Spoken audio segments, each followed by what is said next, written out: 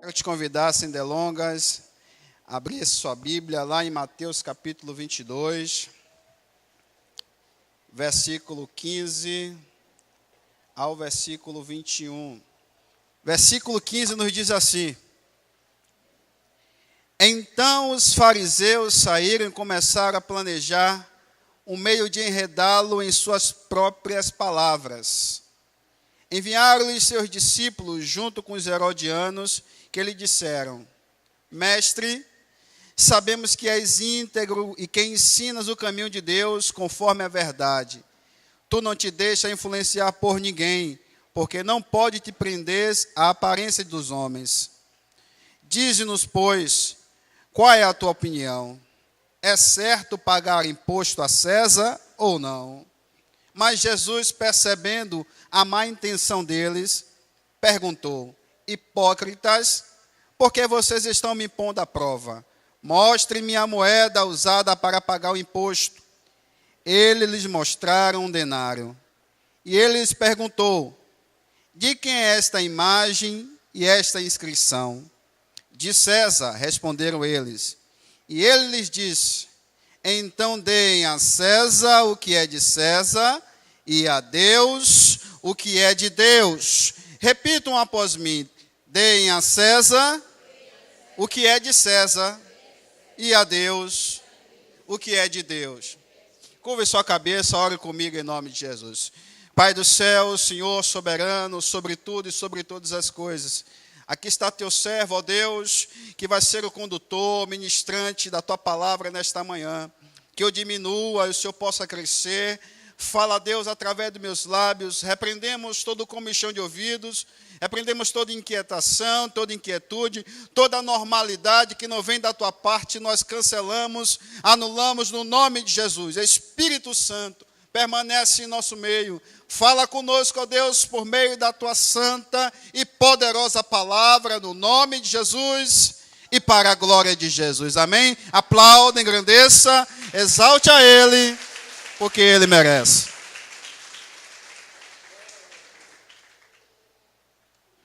O tema da ministração, queridos, que o Senhor nos traz nesta manhã: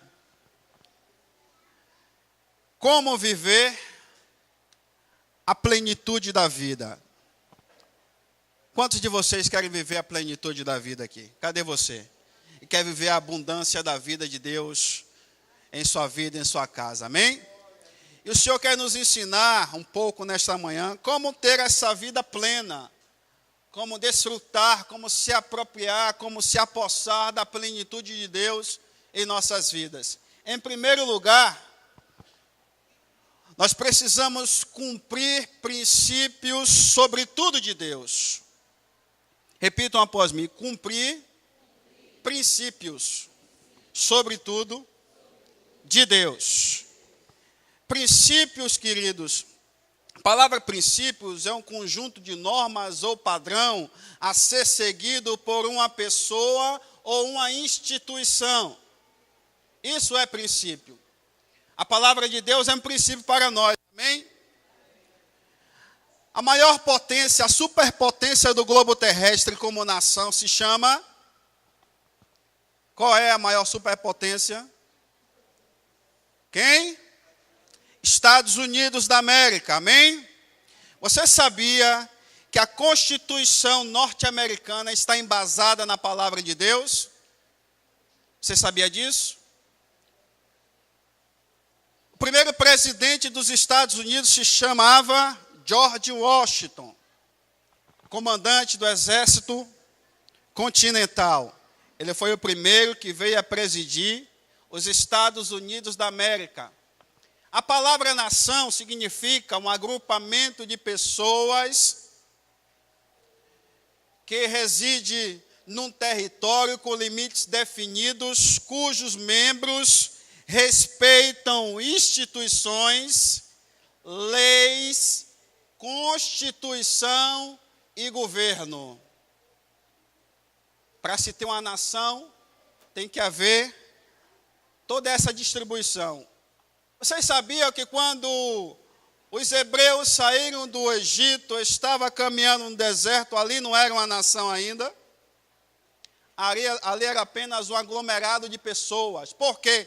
Porque ainda não se havia instituído as leis cerimoniais, as leis civis e as demais leis ainda não haviam sido instituídas. Então ali era apenas um aglomerado de pessoas. Para se ser nação, tem que ter território com limites definidos, tem que haver leis, tem que haver constituição e tem que haver governo.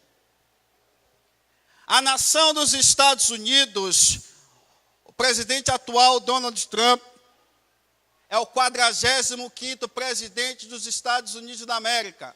Dentre os 45 presidentes que presidiram essa nação, apenas 3 não eram cristãos. Você sabia que Trump, com toda a veemência que ele tem, ele é crente em Jesus? Você sabia disso?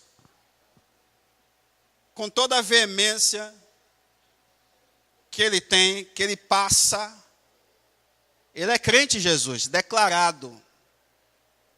Apenas 3 ou 4 presidentes dos Estados Unidos não eram cristãos. Abraham Lincoln, Thomas Jefferson, William, eu acho que John Kennedy, que era católico romano. Os demais, todos, eram cristãos declarados. Por isso que os Estados Unidos é a superpotência do globo terrestre. Está chegando as eleições. Fique esperto para não colocar pinguço lá em cima, viu? Fique esperto para não colocar cachaceiro lá em cima, viu? Fique esperto para não colocar ladrão lá em cima. Fique esperto para não colocar trapaceiro lá em cima, depois não queira se queixar com Deus. Os Estados Unidos têm toda a preocupação em colocar homens de Deus lá em cima. Para que a nação percorra como tem percorrido durante todos esses anos. Superpotência do globo terrestre. A sua Constituição está embasada na Bíblia. Você acha que tem pena de morte lá por quê? Pena de morte, Deus é a favor ou não? Sim ou não? Deus é a favor de pena de morte, sim ou não? Não? Certeza? Sim ou não? O povo está dividido, né? Claro que não, claro que sim. Porque Deus matava todo mundo no Antigo Testamento. A época da lei, né? Atos 5, Ananias e Safira morreu por quê? Foi a época da lei que Ananias e Safira morreu? Não? Por que morreu? Descumpriram princípios. Deus é a favor do pena da morte, sim ou não? Olha, eu estou ouvindo mais sim agora. Amém? Fique esperto, irmão, fique esperto. Cumprir princípios. É preciso cumprir princípios para eu viver a plenitude da vida. Não apenas falar da plenitude da vida. Deus quer que você viva a plenitude da vida. Versículo 21 do capítulo 22, o texto diz assim: deem a César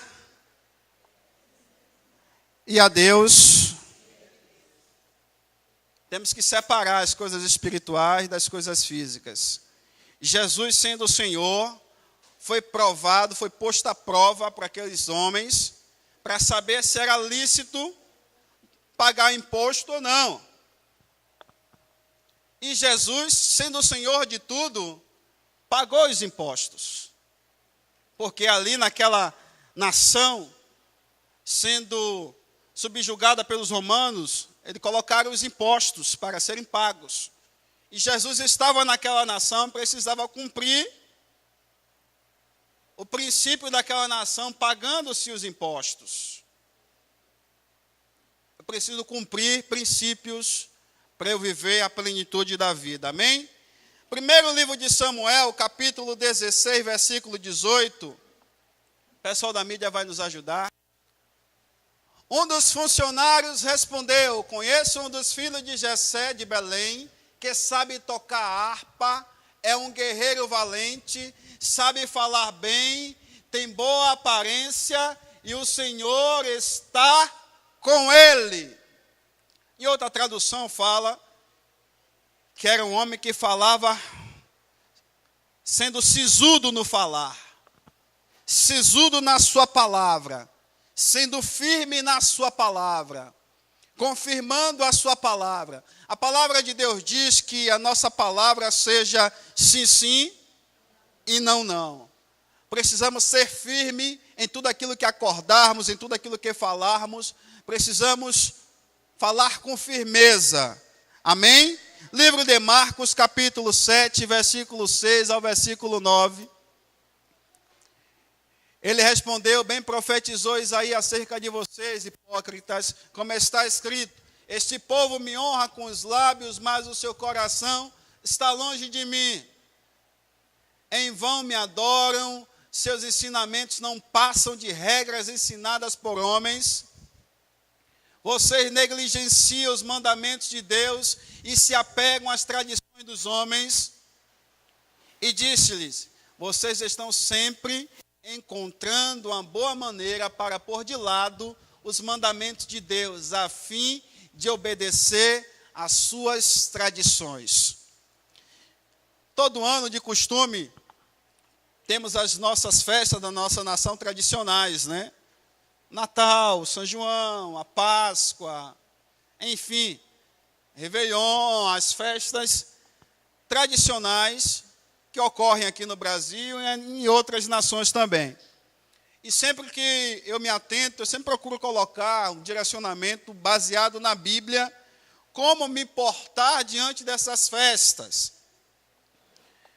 Não é desculpa, eu não posso colocar desculpa porque a minha parentela, porque A, porque B, faz desse jeito, quando que a Bíblia, ela me exorta a não me comportar de certa maneira em alguns lugares. A Bíblia diz que tudo me é lícito, mas nem tudo convém. Jesus está repreendendo os doutores da lei, que sempre estavam procurando desculpas, colocando os mandamentos de lado para satisfazerem as suas tradições, para satisfazerem os seus egos, para satisfazer aquilo que estava nos seus corações. E Deus nos ensina com isso que precisamos tomar muito cuidado, sermos muito minuciosos, a saber aonde estamos, como estamos nos comportando, o que estamos compactuando. Temos que estar atento a tudo isso. Não é porque eu estou em uma festa, não é porque eu estou no seio da minha família, que eu tenho que estar da mesma forma que eles estão.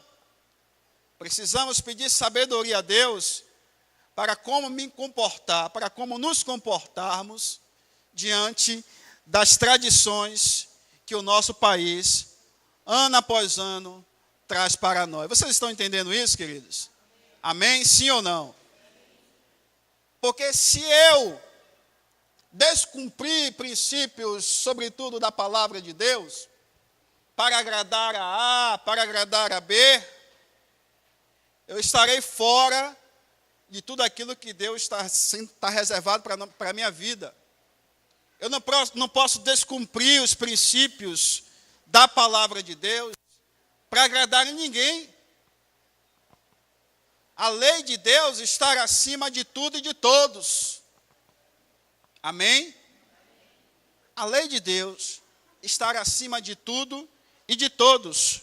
É por isso que eu tenho que me atentar para isso. O livro de Romanos, capítulo 12, versículo 2, o apóstolo Paulo escreve: e não vos conformeis com este mundo, mas transformai-vos pela renovação do vosso entendimento, para que experimenteis qual seja a boa, agradável e perfeita vontade de Deus.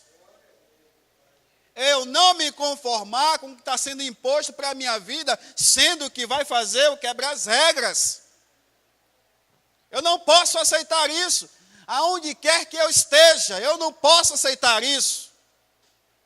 Que esteja sendo colocado, que esteja sendo imposto na minha vida, eu não posso aceitar isso. Porque senão eu não vou experimentar a boa, agradável e perfeita vontade de Deus. Eu não posso me conformar. Olhe para o irmão que está ao seu lado e diga para ele: seja inconformado com o sistema do mundo. Amém? Eu não posso estar sendo levado pelaquilo que está impondo sobre a minha vida, da onde quer que esteja vindo. Eu não posso aceitar isso, eu não posso me deixar levar com isso. Eu tenho que saber que a Bíblia é o meu manual de fé e prática. Amém? Deus, Ele não negocia os princípios da sua palavra. Anota essa aí, ó. Quem cumpre princípios, sobretudo de Deus, Deus é com ele. Mas quem descumpre os princípios, cedo ou sem demora, o princípio quebra ele depois. Quem não cumpre princípios é quebrado pelo próprio princípio. Vocês sabiam disso?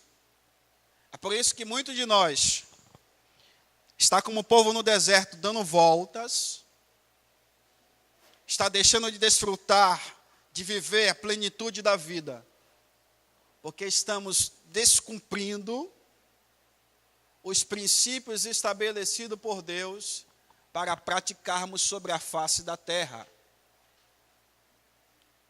Deus quer, a pastora trouxe aqui Salmo 35, 27, que Deus tem prazer na prosperidade do seu povo. É prazer de Deus. E porque ainda eu não entendi como viver a plenitude da vida.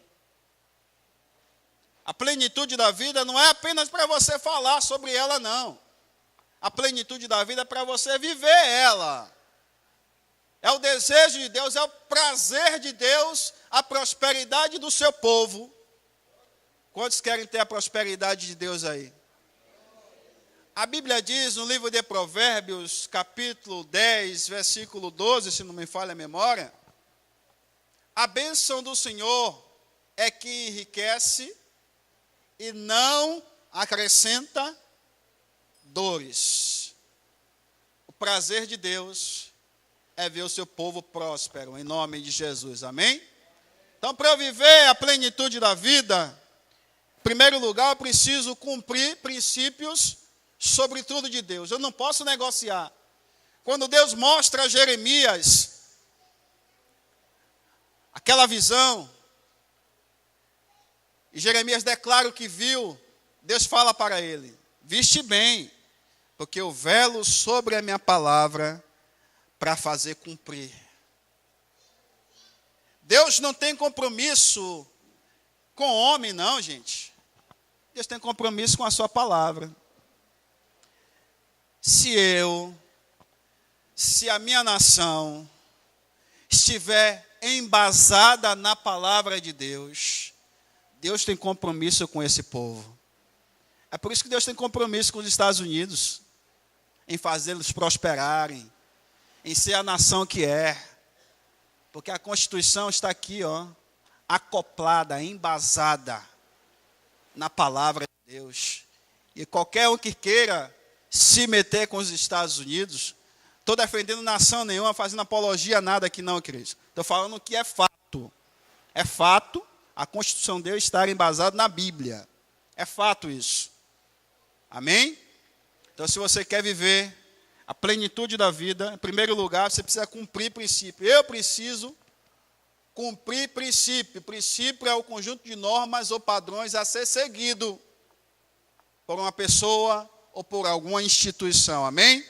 Em segundo lugar, eu preciso ter fé e autoridade. Repitam após mim: fé e autoridade. Livro de Hebreus, capítulo 11, versículo 6. A palavra de Deus diz que sem fé é impossível agradar a Deus. É necessário que aquele que se aproxima de Deus creia que Ele existe e é galardoador daqueles que o buscam. É presenteador daqueles que o buscam. Sem fé é impossível agradar a Deus. Anota essa aí. Sem fé é impossível agradar a Deus. Mas nada, nem mesmo a fé, pode manipular Deus. Nem mesmo a fé. Tem pessoas que querem usar a fé para manipular Deus. O que é manipular? É induzir, é coagir algo ou alguém tomar atitude que não queira. É tentar persuadir. E tem pessoas que querem manipular Deus por meio. Sabe que Deus, a fé agrada a Deus e querem usar a fé para manipular Deus. Vai conseguir? Vai ter êxito? Tem pessoas que até têm fé, gente. Até têm fé. Mas não tem autoridade. Não tem autoridade. Até declaram, até falam com veemência, mas não tem autoridade. Porque antes de tudo, como eu falei, cumprir princípio, a pessoa que cumpre o princípio, ela honra a Deus cumprindo o princípio, ela adora a Deus cumprindo o princípio, ela se santifica cumprindo princípios, aí ela se reveste de tudo isso, está santificada, está honrando a Deus, está adorando a Deus, aí ela vai exercer a fé com autoridade, porque a vida dela está no altar de Deus, ela está cumprindo o princípio, está exercendo a fé com autoridade. Deus já nos deu autoridade e poder, amém? Livro de Lucas, capítulo 10, versículo 19. Eis que lhe dei poder e autoridade para pisar em serpentes, escorpiões e sobre todo o poder do inimigo, e dano nenhum vos fará. Deus já nos deu, já nos delegou o poder e a autoridade. Amém? Você já tomou posse do poder de Deus, da autoridade dada por Deus na sua vida? Amém? Precisa se colocar em prática a fé e a autoridade. O livro fala bem claro, Lucas 10, 19, ele já nos deu poder. E já nos deu autoridade para pisar em tudo que é ruim. E sobre todo o poder do inimigo, e dano nenhum, dano algum, nos fará. Amém? Você já tomou posse disso aí? Deus já nos deu poder e autoridade. Não tem como falar de fé, e não tem como não falar de autoridade, sem falar do centurião de Cafarnaum. Livro de Mateus, capítulo 8, versículo 8, o texto bem conhecido, diz assim: respondeu o centurião: Senhor, não mereço receber-te debaixo do meu teto, mas dize apenas uma palavra, e meu servo será curado. O centurião sabia que não tinha dignidade suficiente de receber Jesus em sua casa. Ele vendo a postura de Jesus, a conduta de Jesus, isso constrangia ele. Mas ele, por exercer autoridade, sabia que por meio das palavras lançadas, tudo pode acontecer. A Bíblia diz que a nossa língua tem poder de dar vida e tem poder de tirar a vida. Está lá em Provérbios capítulo 18, acho que versículo 2. A nossa língua tem esse poder. Então o centurião de Cafarnaum, olha Jesus, parafraseando, não precisa não, se eu ter esse trabalho de se deslocar até minha casa. Não precisa nada disso não. Apenas uma palavra, e o meu servo lá vai ser curado.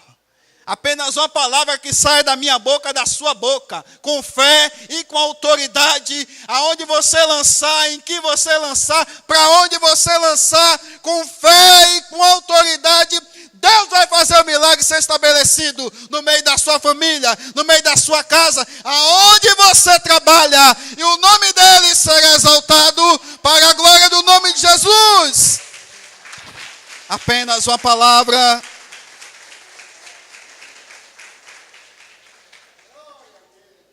O centurião entendia de autoridade. Ele era uma autoridade. Ele era autoridade sobre 100 homens. Por isso o nome centurião. Ele entendia sobre a autoridade. Ele sabia o poder de como falar com as pessoas e as pessoas obedecerem. Ele tinha servos. Ele tinha pessoas sob a sua jurisdição. E ele sabia que apenas uma palavra saída da boca de uma pessoa que tem fé e autoridade. Ele sabia disso. Apenas uma palavra que sai da boca de uma pessoa que tem fé e autoridade. O milagre é estabelecido em nome de Jesus. Amém? Não tem como falar também de fé e autoridade se não falarmos do pai da fé, Abraão. Livro de Gênesis, capítulo 22, versículo 5. Gênesis 22, versículo 5. Disse ele a seus servos: fiquem aqui com o jumento, enquanto eu e o rapaz vamos até lá. Depois de adorarmos, voltaremos. Escute isso. O texto conta que Deus vê como Abraão amava Isaque, seu filho, seu único filho. Você vai ler versículos anteriores que Deus é bem específico. Teu filho, o teu único filho, Isaque.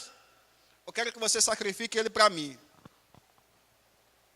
Para quem não conhece a história de Abraão, Abraão também era idólatra antes de ser chamado por Deus. Via sacrifícios, né, de tantas coisas, de animais, até mesmo de crianças.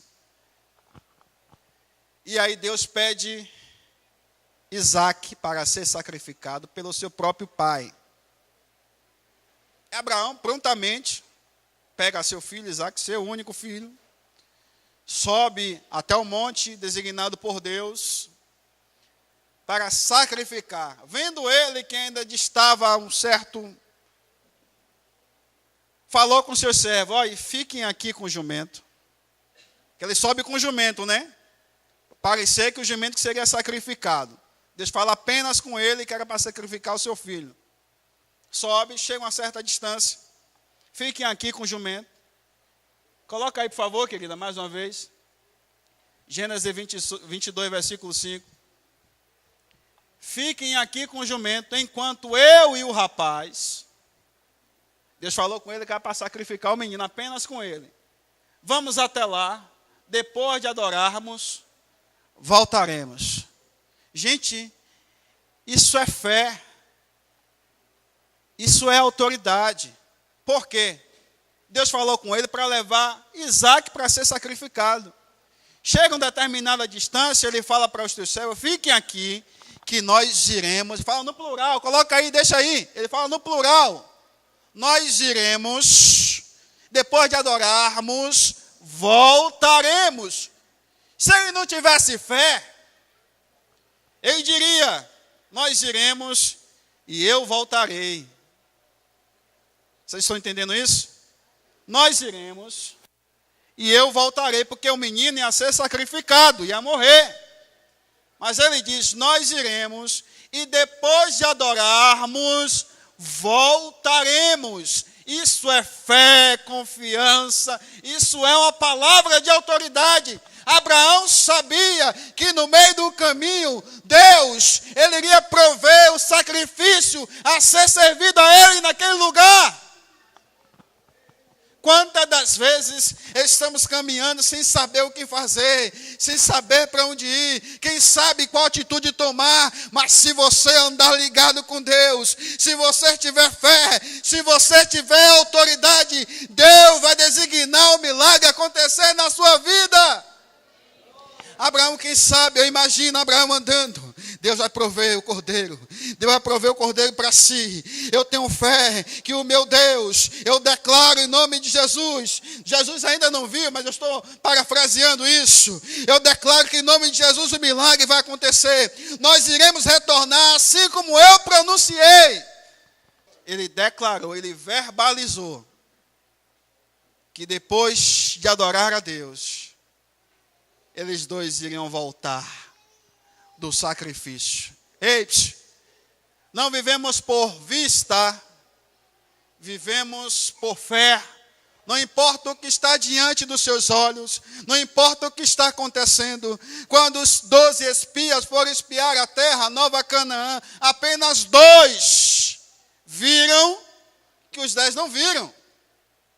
Apenas 2.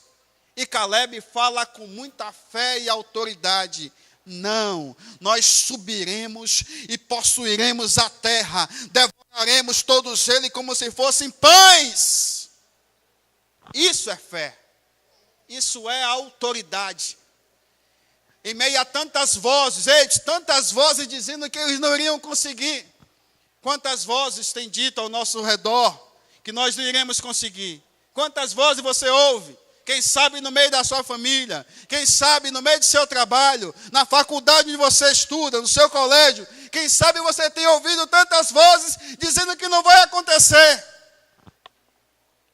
Mas Deus quer saber o que vai sair da sua boca. Deus está preocupado, Deus está interessado no que vai sair da sua boca. Deus não está preocupado com o que as pessoas estão falando ao redor de vocês, não. O interesse de Deus é o que vai sair da sua boca. Se vai ser uma palavra de fé e autoridade, ou vai ser uma palavra de esmorecimento. O que é que tem saído do meu e dos seus lábios?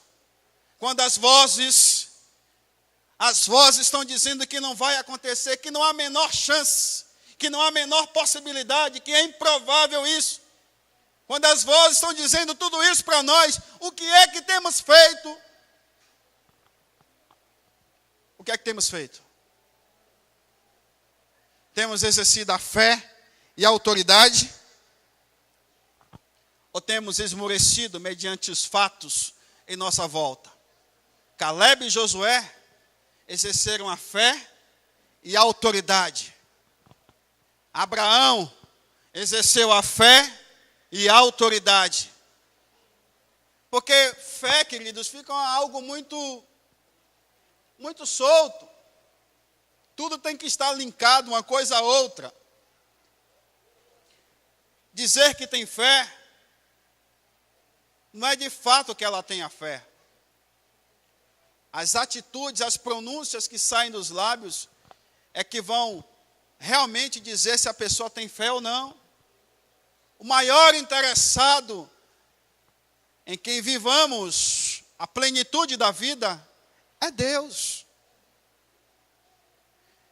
Será que Deus não está vendo os mendigos em volta da nossa nação, da nossa cidade, do nosso bairro? Será que Deus não está vendo isso? Será que Deus não se importa com isso? Sim ou não? Sim ou não? E por que eles continuam lá? Porque nada tem acontecido. Porque Deus quer usar ou eles, ou pessoas que declarem sobre a vida deles. Amém? É por isso que eles estão ali ainda. Ou Deus quer que eles pronunciem algo, ou que use pessoas que pronunciem sobre a vida dele. Sabe por que o servo do centurião sobreviveu? Porque o Senhor dele foi em busca do milagre. E tomou posse de apenas uma palavra de Jesus. Isso chamou a atenção de Deus. É um dos textos mais fenomenais do Novo Testamento. É quando Jesus fala: nunca vi em Israel tamanha fé. Nada chamou mais a atenção de Deus quando se diz respeito à fé do que a atitude desse centurião. Por que meio temos chamado a atenção de Deus? Você tem chamado a atenção de Deus? A fé chama a atenção de Deus. O que é que diz lá em Hebreus 11, versículo 6? Sem fé é impossível. É impossível agradar a Deus. Então Deus tem te colocado em situações desfavoráveis para você exercer a fé, queridos.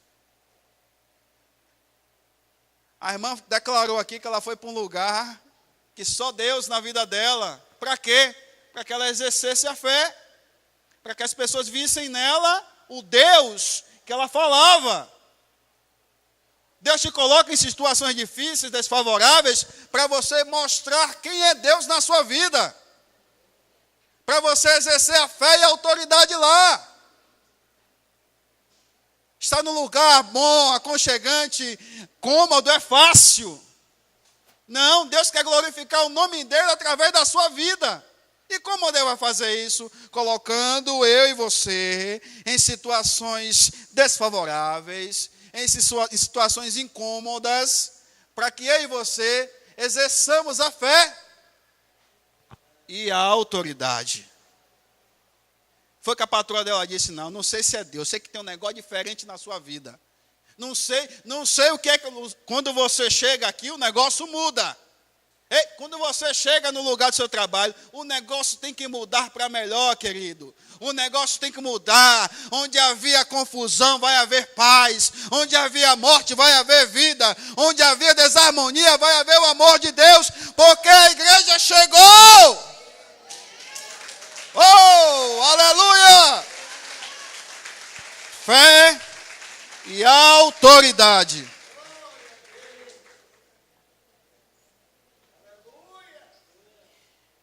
Viver a plenitude da vida. Em primeiro lugar, eu preciso cumprir princípios.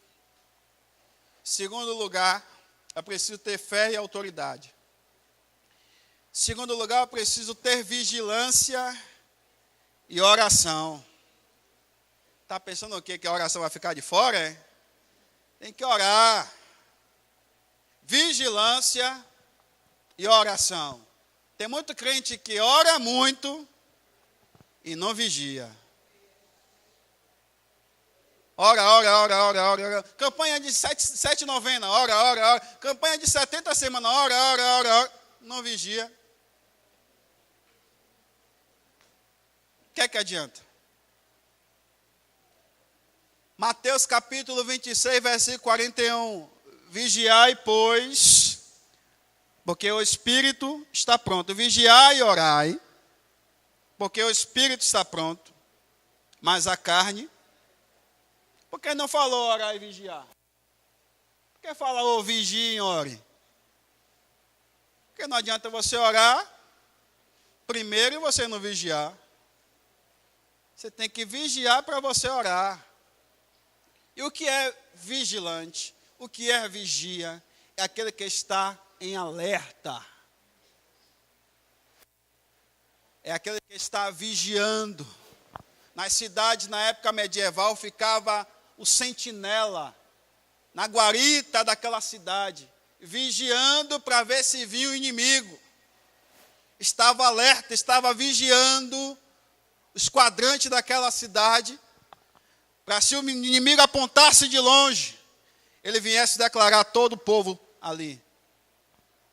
Vigiar e orar. Precisamos vigiar muito. Tem pessoas, vocês sabiam, que nem oram muito, mas que vigiam tanto, que obtêm as coisas com mais facilidade. Vigiam tanto, têm tanta prudência, se conduz com tanta prudência, com tanta precauções, que nem ora muito, mas que se apropria de tantas coisas, porque tem vigiado antes de orar. Estamos em campanha de 7 dias na igreja de oração. Maravilha. Se puder vir os 7 dias, venha. Mas antes disso, vigie. Esteja vigiando no seu local de trabalho. Esteja vigiando com o que sai da sua boca. A boca é um negócio sério, viu, gente?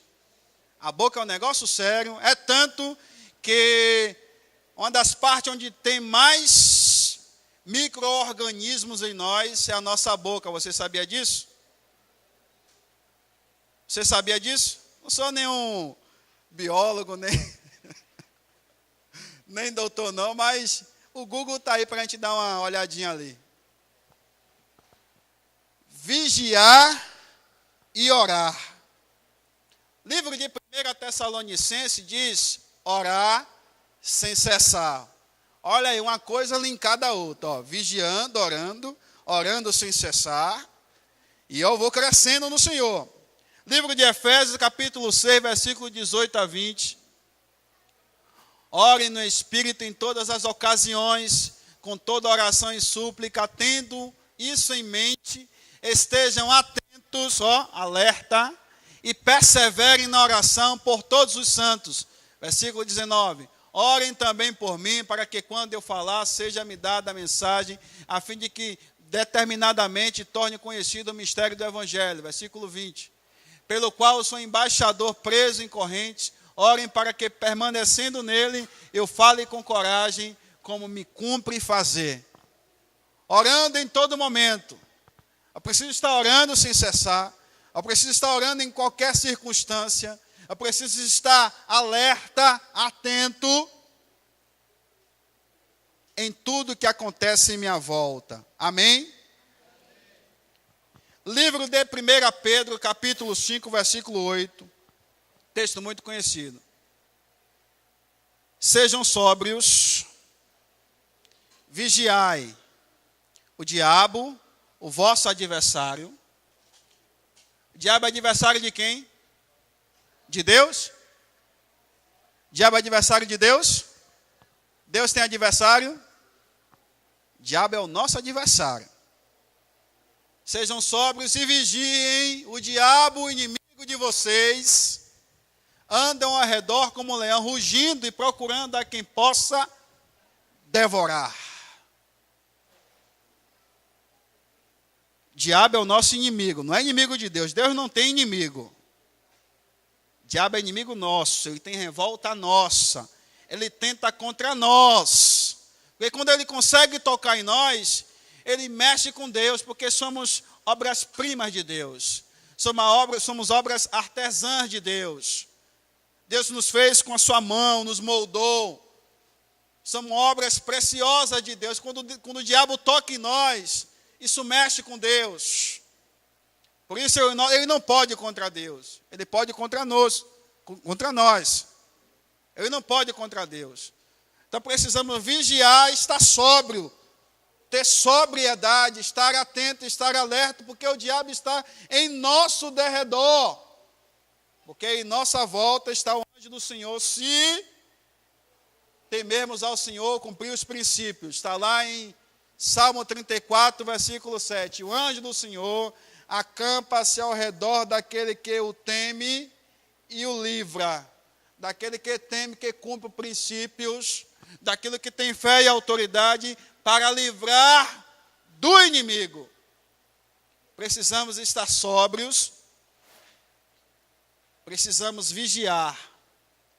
A igreja precisa vigiar nos últimos tempos, porque o diabo não brinca de ser diabo. Ele está em nosso derredor, procurando uma oportunidade. Procurando, sabe o quê? Descumprirmos princípios, que aí damos legalidade a ele. Quando descumprimos princípios, damos legalidade a ele, damos autonomia a ele, para ele vir contra nossas vidas. Está procurando uma brecha minha e uma brecha sua. Mas Deus, Ele quer fazer o nome dele ser glorificado na sua vida. Livro de Salmo, número 103, versículo 19. O Senhor estabeleceu o seu trono nos céus e como rei domina sobre tudo o que existe. Ele estabeleceu o seu trono no céu, ele é rei, ele domina sobre tudo e sobre todas as coisas. Livro de Salmo, número 24, versículo 1. Do Senhor é a terra e a sua plenitude, sobre tudo que existe, sobre tudo que está no mundo. Do Senhor é a terra e toda a abundância da terra.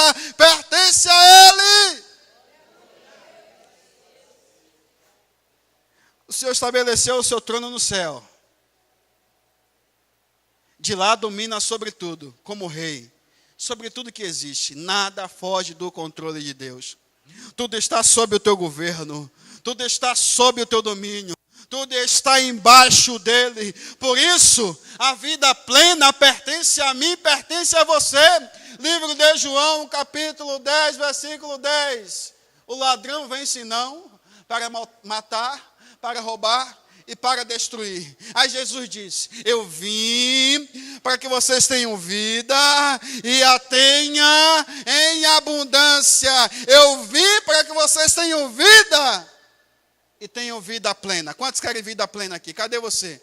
Quantos querem vida plena? Deus tem vida plena para a sua vida. Deus tem a plenitude dele para a sua vida, porque do Senhor é a terra.